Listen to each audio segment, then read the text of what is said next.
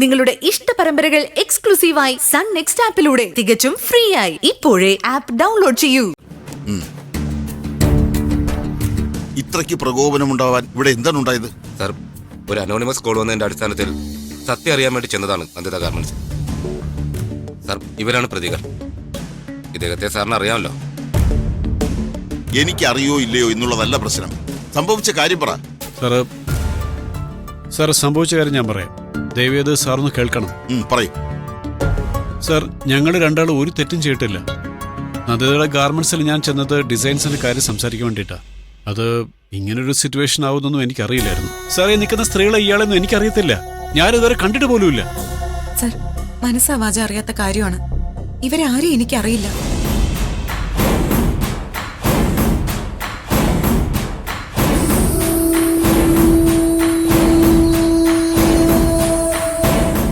സതീശനല്ലടാ നീ? അതെ സർ. നീ എന്താ ഇവിടെ? സർ, ഞാൻ ഇവരുടെ ഗാർമെന്റ്സിൽ ഒരു ആവശ്യത്തിന്. എന്താവശ്യം? നിന്നെ പോലുള്ള ഒരു സദാചാര വിരുദ്ധന് ഇവരുടെ ഗാർമെന്റ്സിൽ എന്താ കാര്യം? സർ, ഞാൻ ഓർഡർ എടുക്കാൻ വേണ്ടിട്ട്. ഓർഡറോ? എന്തോർഡർ? എന്താ നിങ്ങൾക്കൊക്കെ അവിടെ പരിപാടി?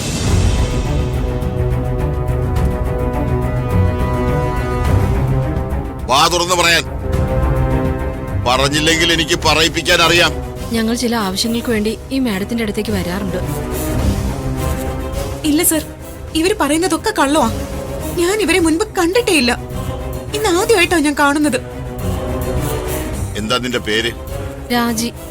നിർത്തിക്കോ പരിപാടിയൊക്കെ. ഇല്ലെങ്കിൽ പോലീസ് കസ്റ്റഡിയിലുള്ള നിങ്ങളുടെ സകല റിപ്പോർട്ട് ഞാൻ പുറത്തെടുക്കും. അത് വേണോ?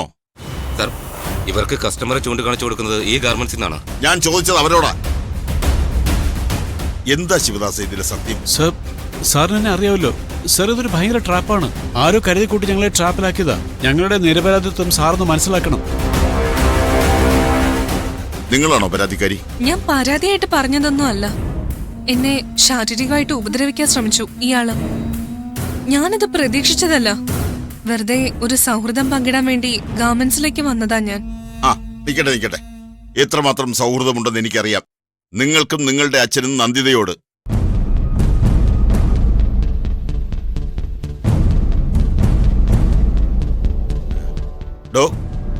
ഇതൊരു കെട്ടിച്ചമച്ച കേസാണോ? Fabricated case. മനഃപൂർവ്വം കെട്ടിച്ചമച്ച കേസാണെങ്കിൽ അതിനുവേണ്ടി കേസെടുത്താൽ താൻ ഉൾപ്പെടെ കോടതിയിൽ കയറി സമാധാനം പറയേണ്ടി വരും. വളരെ വ്യക്തമായിട്ടുള്ള ചാർജ് ഷീറ്റായിരിക്കും ഞാൻ ഇതിനകത്ത് എഴുതുക. ഇനി അറസ്റ്റ് രേഖപ്പെടുത്തണമെന്നുണ്ടെങ്കിൽ അതും ആവാം.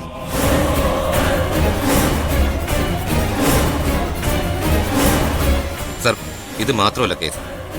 ഈ നിൽക്കുന്ന സതീഷിന്റെ പോക്കറ്റിൽ നിന്നും നാർക്കോട്ടിക് ഡ്രഗ്സ് പിടിച്ചെടുത്തിട്ടുണ്ട്.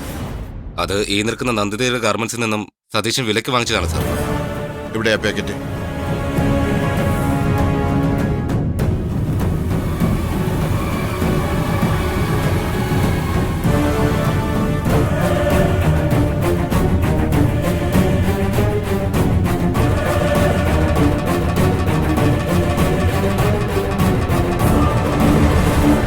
ഈ പാക്കറ്റ് നീ ഗാർമെന്റ്സിൽ നിന്ന് വാങ്ങിച്ചതാണ്? അതെ സർ. അവിടെ തുണിക്കച്ചവടം മാത്രമല്ല, ഇതും രഹസ്യമായിട്ട് കൊടുക്കാറുണ്ട്. ഞാൻ പലതവണ അവിടെ നിന്ന് വാങ്ങിച്ചിട്ടുമുണ്ട്.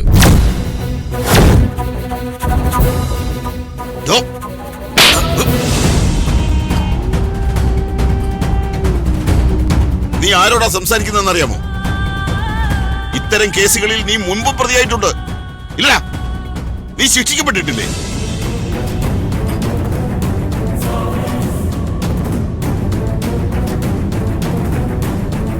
ഒരു കാര്യം നമ്മൾ കേസായിട്ട് എടുക്കുമ്പോൾ, അതും മാന്യമായി നടക്കുന്ന ഒരു സ്ഥാപനത്തിനെതിരെ കേസെടുക്കുമ്പോൾ ഇതുപോലെ മീഡിയയൊക്കെ വിളിച്ച് അവരെ ഇല്ലാണ്ടാക്കാനല്ല ശ്രമിക്കേണ്ടത്.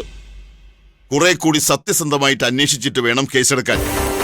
പ്രത്യേകിച്ചും ഇവനെ പോലുള്ള ക്രിമിനൽ സാക്ഷിയായി വരുമ്പോ.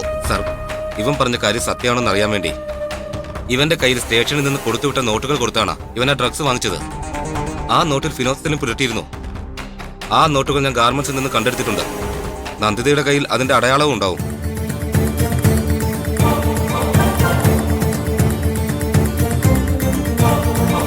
നോക്കാം. അത് നോക്കാനുള്ള സംവിധാനമുണ്ടോ? ഉണ്ട് സർ. അതങ്ങെടുക്ക്. സർ,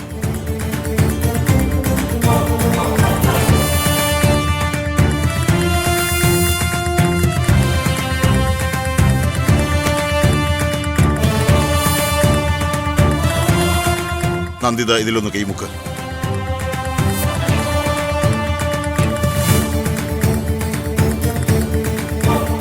പറഞ്ഞതുപോലെ ചെയ്യുക.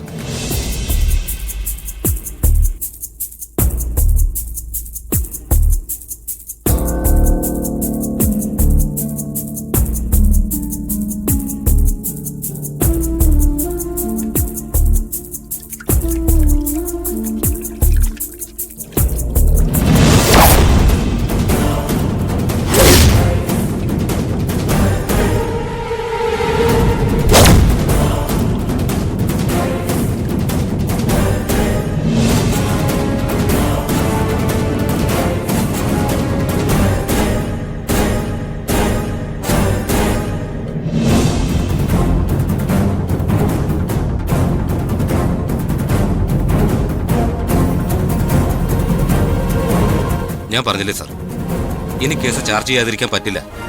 ഇത് തെളിവല്ലേ സാർ? ഇവരെ നിരപരാധിയാണെങ്കിൽ അത് കോടതി തെളിയിക്കട്ടെ. പുറത്ത് പത്രക്കാരില്ലേ, അവരോട് സമാധാനം പറയണ്ടേ?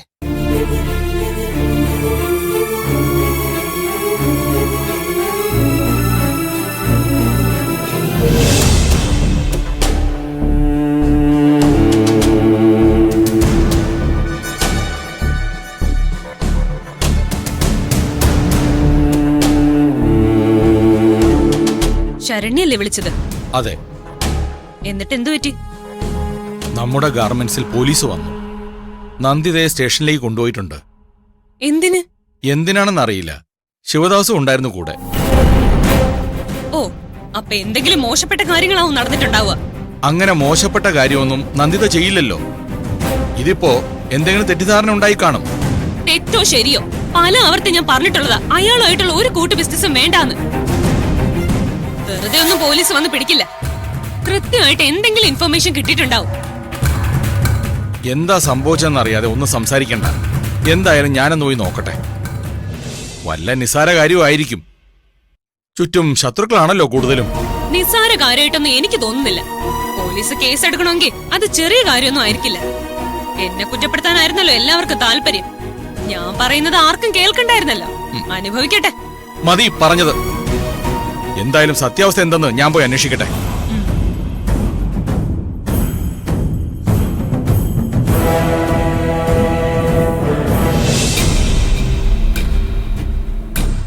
സർ, മയക്കുമരുന്ന് കൈവശം വയ്ക്കുന്നതും ഉപയോഗിക്കുന്നതും അത് വിൽപ്പന നടത്തുന്നതും തികച്ചും കുറ്റകരമാണല്ലോ. അതിന്റെ പേരിൽ കേസെടുക്കാതിരിക്കാൻ പറ്റില്ല സർ. അതിന്റെ കൂടെ മറ്റ് മോശപ്പെട്ട കാര്യങ്ങളും ചെയ്യുന്നുണ്ടെന്ന് പരാതി കിട്ടിയിട്ടുണ്ട്. ഒപ്പം ദിയ രവിചന്ദ്രനെ അന്യായമായി പീഡനത്തിന് ഇരയാക്കാൻ ശ്രമിച്ചതായും പരാതി കിട്ടിയിട്ടുണ്ട്. എടോ, താൻ എന്നെ നിയമം പഠിപ്പിക്കുന്നു വേണ്ട. പോലീസ് മാനുവൽ അരച്ചു കലക്കി കുടിച്ചിട്ടാണ് ഞാൻ ഈ റാങ്കിലിരിക്കുന്നത്. സോറി സർ, ഞാൻ പറഞ്ഞതേ ഉള്ളൂ. താൻ ഈ പറയുന്നതിൽ കൃത്യമായ ചില ലക്ഷ്യങ്ങളുണ്ടെന്ന് എനിക്കറിയാം. അതെനിക്ക് വ്യക്തമായിട്ട് മനസ്സിലായി. ഇവര് തെറ്റ് ചെയ്തിട്ടുണ്ടെങ്കിൽ ശിക്ഷിക്കപ്പെടണം.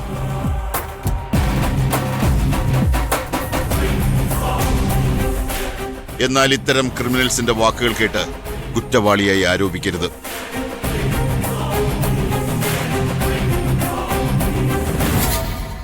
സർ, ഞാൻ പറഞ്ഞത് സത്യമാണ് സർ. പേടിച്ചിറങ്ങി ഓടുകയായിരുന്നു ഞാൻ. നിങ്ങളോട് ചോദിക്കുമ്പോൾ മാത്രം ഉത്തരം പറഞ്ഞാൽ മതി.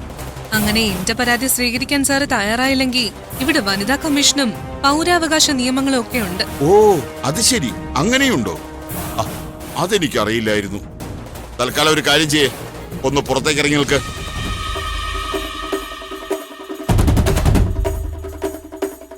പറഞ്ഞത് കേട്ടില്ലേ?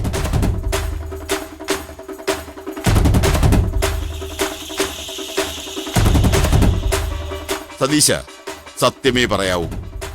ഇത് മയക്കുമരുന്നാണോ?